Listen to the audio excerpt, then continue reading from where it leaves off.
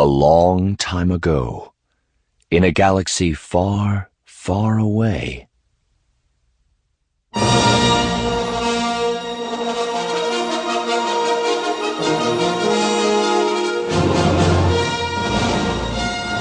Random House Audio presents Star Wars: The Old Republic, Revan, by Drew Karpyshyn.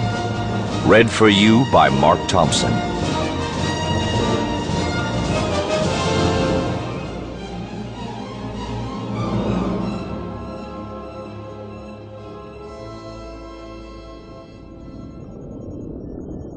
Prologue. Here, the darkness reigns eternal. There is no sun, no dawn, just the perpetual gloom of night. The only illumination comes from jagged forks of lightning, carving a wicked path through angry clouds. In their savage wake, thunder shreds the sky, unleashing a torrent of hard, cold rain. The storm is coming, and there is no escape. Revan's eyes snapped open, the primal fury of his nightmare wrenching him awake for the third night in a row. He lay still and quiet, turning his focus inward to ease the pounding of his heart as he silently recited the opening line of the Jedi mantra. There is no emotion. There is peace. A sense of calm settled over him, washing away the irrational terror of his dream. Yet he knew better than to merely dismiss it. The storm that haunted him each time he closed his eyes was more than just a nightmare. Conjured up from the deepest corners of his mind, the storm had meaning. But try as he might, Revan couldn't figure out what his subconscious was trying to tell him. Was it a warning? A long-forgotten memory? A vision of the future? All three? Careful not to wake his wife, he rolled out of bed and went into the refresher to splash some cool water on his face.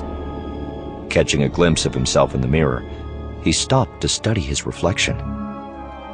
Even now, 2 standard years after rediscovering his true identity, he still had trouble reconciling the face in the mirror with the man he had been before the Jedi Council had turned him back to the light. Revan, Jedi, hero, traitor, conqueror, villain, savior. He was all these things and more.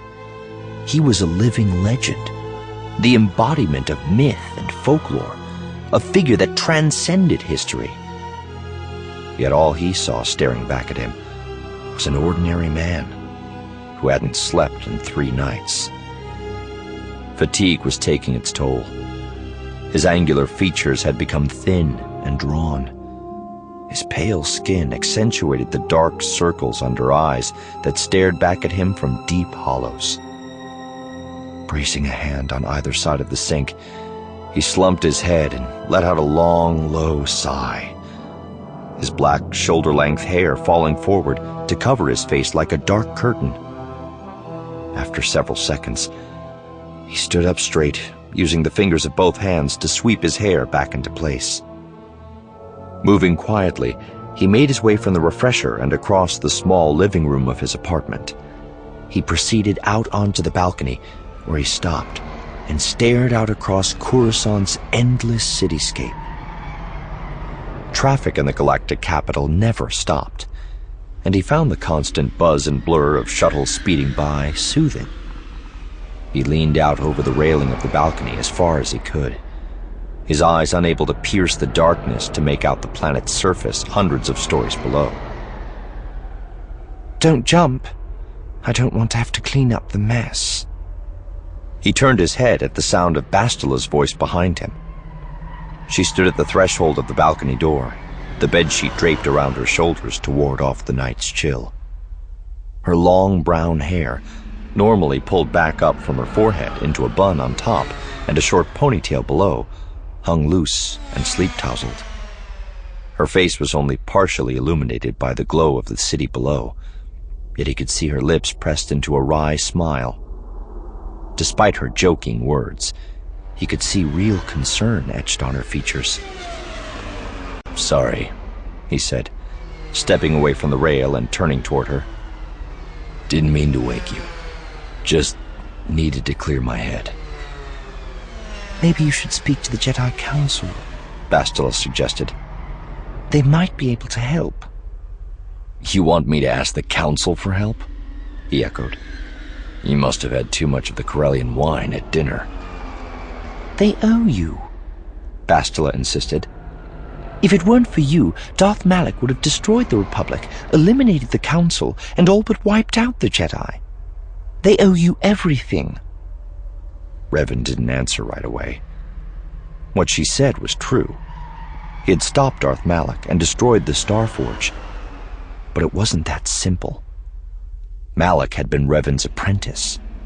Against the wishes of the Council, the two had led an army of Jedi and Republic soldiers against Mandalorian raiders threatening colonies in the Outer Rim, only to return not as heroes, but as conquerors. Revan and Malak had both sought to destroy the Republic, but Malak had betrayed his master, and Revan had been captured by the Jedi Council, barely alive, his body and mind shattered.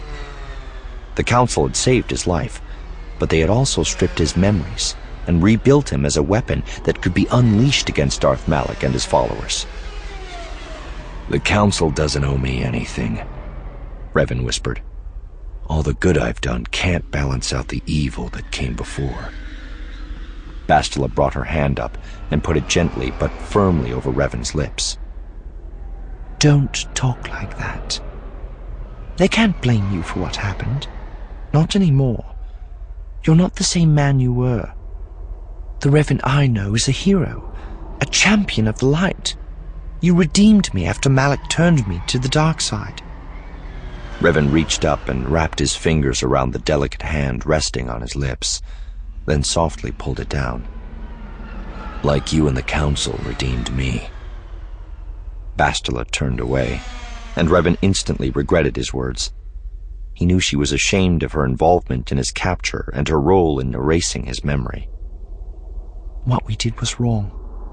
At the time, I thought we had no other choice, but if I had to do it over again, "No," Revan said, cutting her off. "I wouldn't want you to change anything. If none of this had happened, I might never have found you." She turned back to face him, and he could see the hurt and bitterness lingering in her eyes. "What the Council did to you wasn't right," she insisted. "They took away your memories. They stole your identity." "It came back," Revan assured her, pulling her close and wrapping his arms around her.